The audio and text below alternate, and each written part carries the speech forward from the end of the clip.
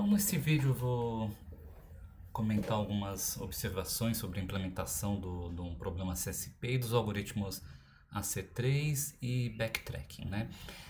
Então, como a gente viu em sala de aula, o problema de Constraint Satisfaction Problem é composto de três pedaços, três informações, que é o conjunto de variáveis do problema, que no caso aqui é chamado de vars, e é um conjunto de strings, então cada elemento desse conjunto é o nome de uma variável.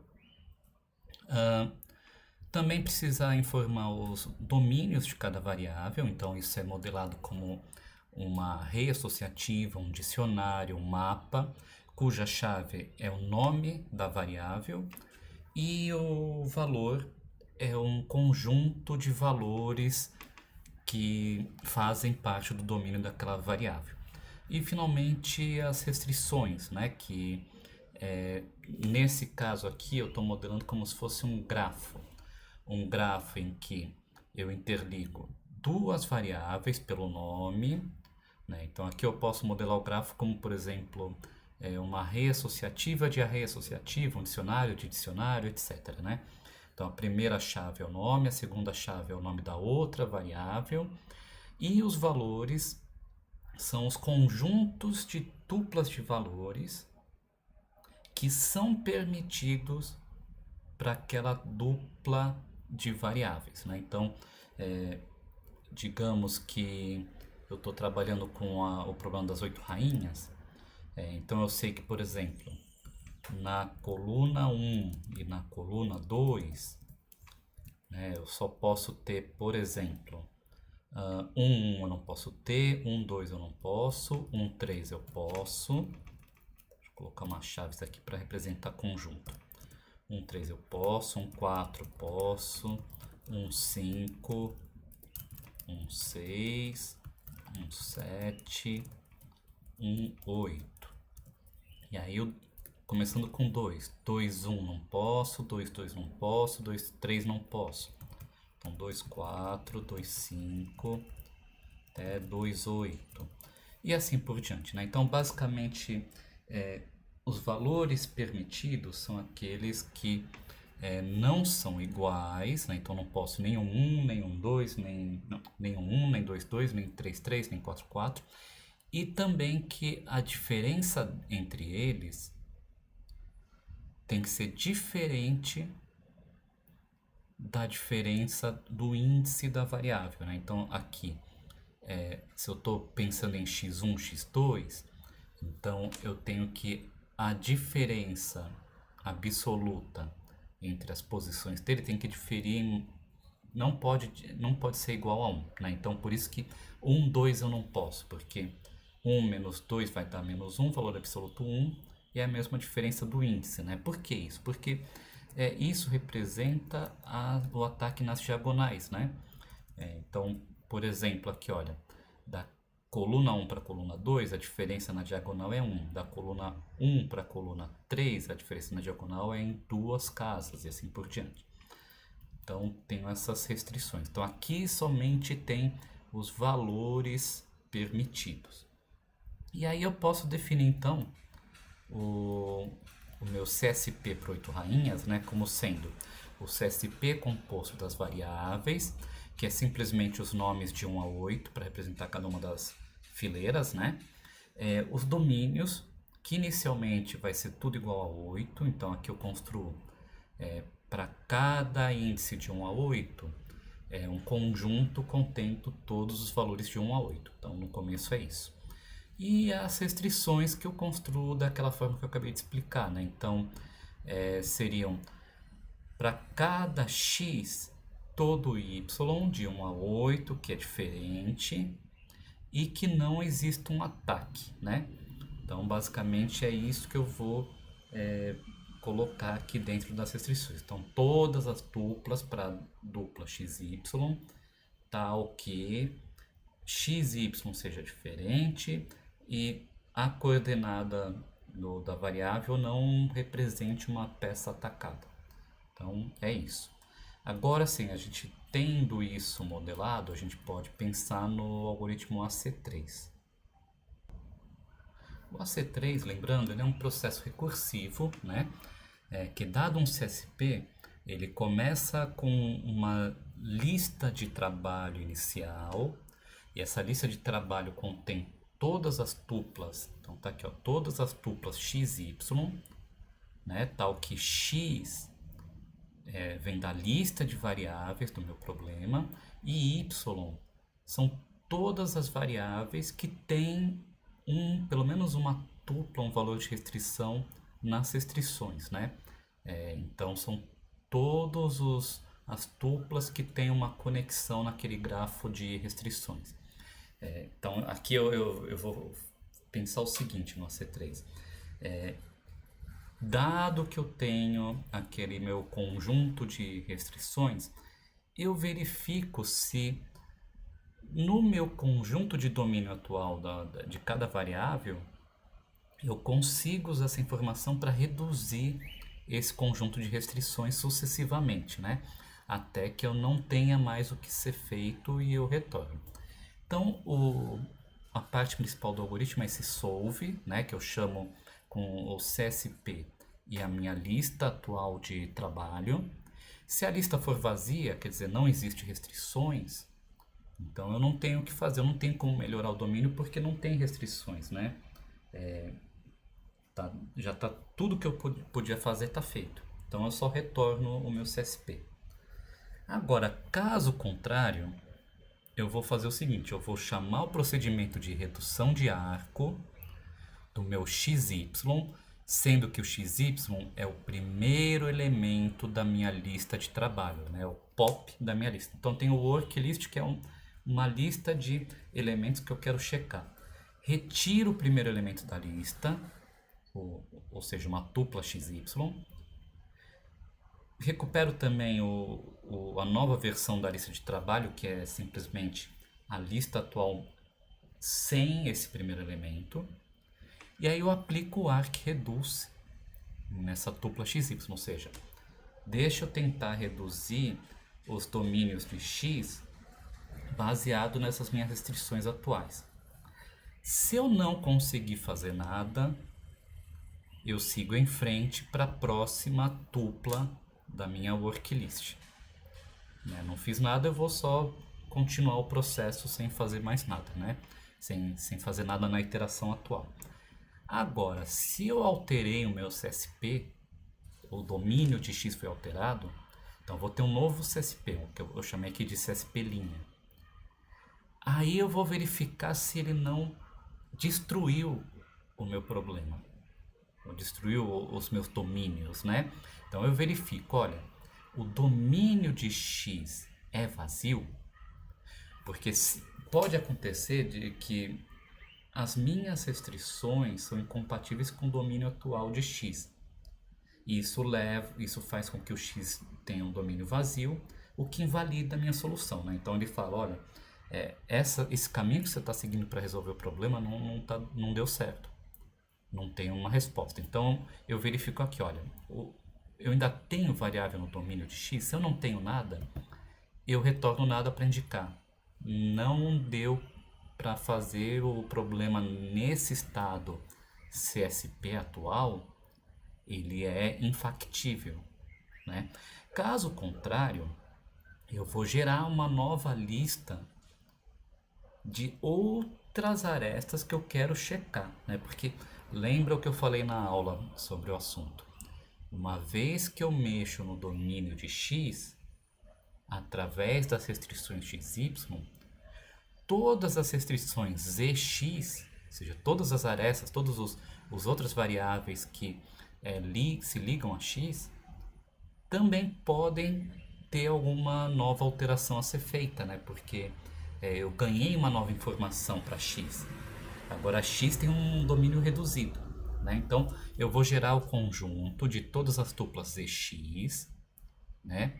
Tal que Z vem da lista de variáveis do meu problema. Z é diferente de Y, porque Y eu acabei de fazer, então não preciso fazer de novo. E Z faz parte do conjunto de restrições de X, né? Então, Z tem ligação com X. Aí eu chamo recursivamente o solve com o novo CSP, né, ou CSP', que é o meu problema atualizado, com a união da minha lista de trabalho atual, sem esse XY, e com essas novas tuplas que eu quero considerar, né? Então, basicamente a ideia é essa, né? Eu vou mexendo no domínio das minhas variáveis. Se eu consigo alterar alguma coisa, eu insiro novos elementos na lista de trabalho, e caso contrário, eu deixo quieto e vou passando para a próxima tupla que eu quero verificar. E aí o grande segredo está nesse arcreduce, né, que eu vou mostrar agora. O arcreduce, né, a parte principal do arcreduce é essa linha aqui, né, que eu vou atualizar o meu CSP, inserindo nos domínios do CSP, na chave X, né, então para a variável X, uma nova lista de domínios, né, um dx'. E esse dx' é simplesmente um processo iterativo, né, eu vou iterar a função update no meu domínio atual de X. Né? Então, dx é o meu domínio atual de X, dy é o meu domínio atual de Y, e eu vou iterar uma função de atualização repetidas vezes no dx, e essa função ele faz o seguinte: olha, eu tenho um valor do meu domínio X, né? Então para cada valor do domínio X, ele vai verificar: tem algum valor de dy cuja tupla vx-vy é válida? Então ele vai verificar: tem algum valor cujo valor de x é vx e tem um correspondente para variável y? Se sim, o meu domínio continua o mesmo. Se não, significa que por algum motivo aquele valor já não tem um valor correspondente válido no domínio de y e portanto, eu não tenho como designar um valor para o valor vx para x e algum valor para y que torne o problema válido. Então, eu posso eliminar o vx. Aí ele elimina o vx do domínio. E repete isso para cada valor de dx, né? Até que ele construa um novo conjunto de domínios. E aí no final eu verifico. Se não foi alterado nada, eu retorno nada para sinalizar, não alterei. Caso contrário, eu retorno o meu novo CSP', né? Então vamos ver qual é a ideia aqui desse update, né? Da função update. Então digamos que eu tenha o seguinte domínio para x: 1, 2, 3, 4, 5, e para y eu tenho, digamos que vamos colocar 1, 2, 3, 4, 5 também, isso aqui não importa tanto. E eu tenho que as restrições de xy são 1, 2, 4, 3, 9 e pronto. Deixa eu ver o que mais. Vamos colocar aqui 4, 16, 5, 25. Pronto. Então o que ele vai fazer? Olha, para cada valor de dx, então vamos colocar aqui vx igual a 1. Verifica: tem algum valor de y que forma uma tupla válida no meu conjunto de restrições? Tem. Y igual a 1 funciona, né? Então beleza, eu não faço nada. 2. Tem algum valor de y que torna a restrição 2 valor de y válido? Tem. O valor 4 de y forma o 2, 4. Então não mudo nada. 3. Tem algum valor de y que torna o 3 alguma coisa válido? Não tem. Então eu tiro o 3 fora.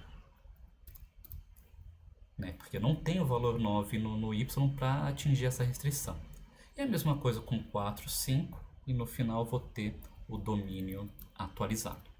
Então, basicamente é isso que o arcreduce faz. E finalmente agora a gente pode falar do função backtrack, né? Que ele faz o seguinte: ele recebe o meu CSP, né? Verifica se todas as variáveis, se o domínio de todas as variáveis são singulares, conjuntos com apenas um elemento, né? Singleton. Se for o caso, o problema está resolvido, né? Porque quer dizer, o meu CSP, os domínios das variáveis, só pode conter valores válidos depois de todo o procedimento.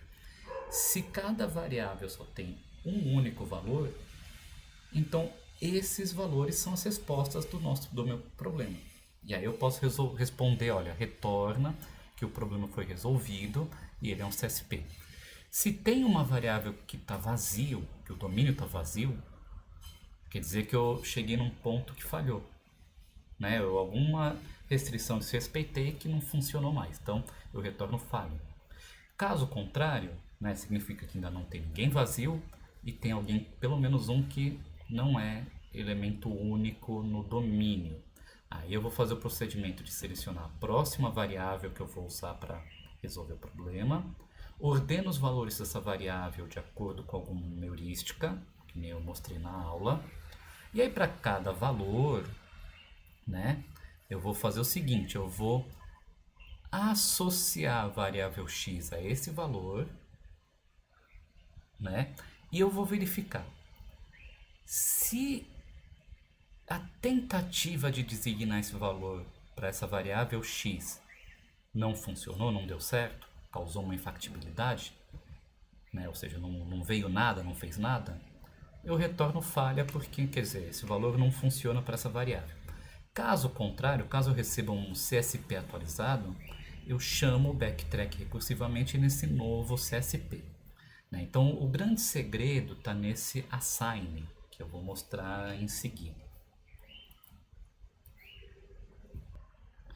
Bom, a ideia do assign é o seguinte: se eu vou fixar um valor val para a variável x, então o domínio dessa variável tem que se tornar esse valor val, só pode conter esse valor val, elimino todo o resto, né?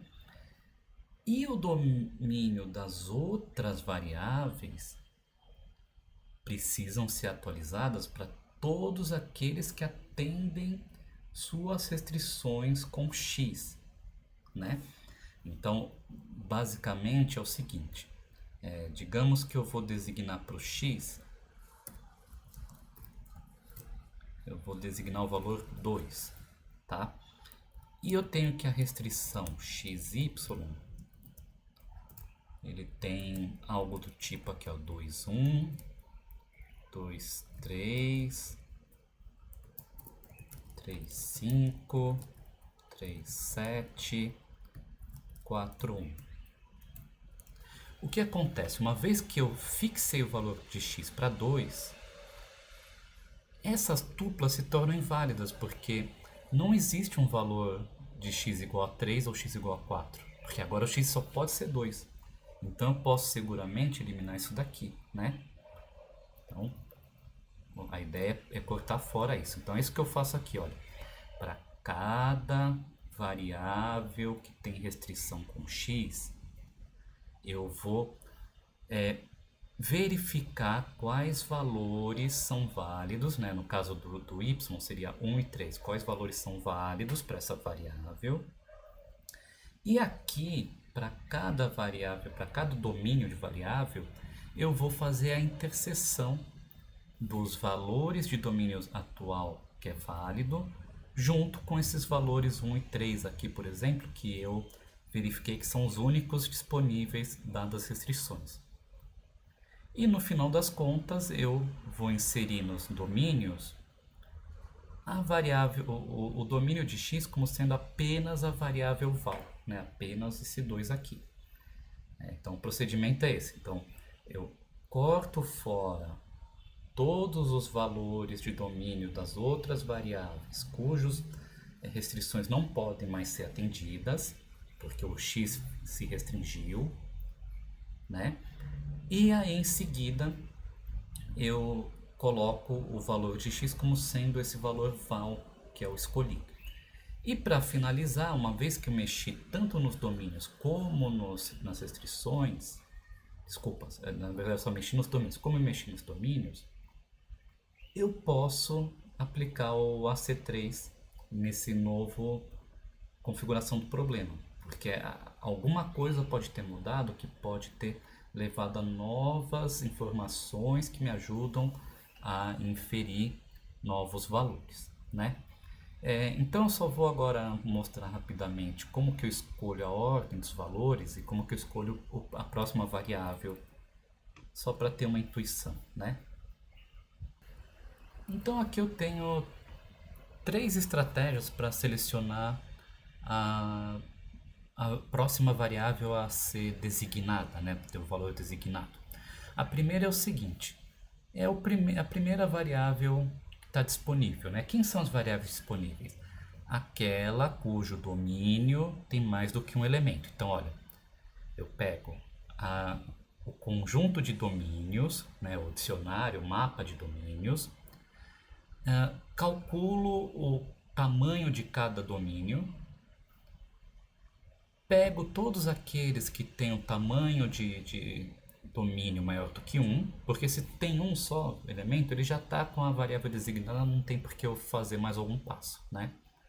E aí eu pego o primeiro elemento dessa lista, né? Então eu pego a primeira variável que tem um conjunto de domínio com tamanho maior do que 1. A outra é pegar aquela que está com mais restrições, né? Então, de novo, eu pego meu domínio, que na verdade que tem mais valores a ser explorados, né? Na verdade. Então, eu repito a mesma coisa. Pego o domínio, calculo o tamanho de cada domínio, tiro fora aqueles que são iguais a 1, porque esses já têm os valores, e aí eu recupero aquela variável que tem o menor número de valores disponíveis para serem escolhidos, né? E aí finalmente esse daqui eu vou fazer o seguinte, vou ver aquela que tem mais restrições, né? Então peraí, deixa eu só alterar aqui porque está escrito errado. Vamos lá, seleciona, aqui tem menos valores. E aqui eu vou selecionar que tem mais restrições, né? Então, para cada domínio, eu filtro aqueles que têm eu filtro aqueles que têm mais do que um valor no domínio, porque os outros já foram designados. Aí eu verifico o comprimento, o tamanho da minha restrição para aquela variável. E eu pego aquele que tem o maior número de restrições associadas, é aquele do grau máximo, né? Então eu vou designar para aquele que tem o grau máximo de restrições. Vou acabar com esse aqui primeiro, porque uma vez que eu defino esse, vários outros podem acabar gerando um valor de singleton, um valor singular no conjunto de domínios. E aí elimina o meu problema, né? E finalmente aqui o sort vals. Eu não gerei nenhuma heurística em particular, simplesmente peguei os valores disponíveis e coloquei na ordem, né? Então pronto, então com isso vocês têm a ideia básica para a implementação dos algoritmos de CSP para os problemas diversos que vocês têm. No caso de vocês, o projetinho de Sudoku, né? Basta vocês modelarem daquela forma que eu mostrei, né? Que tem as variáveis, domínios e restrições, e implementar essa ideia na linguagem que vocês estão trabalhando.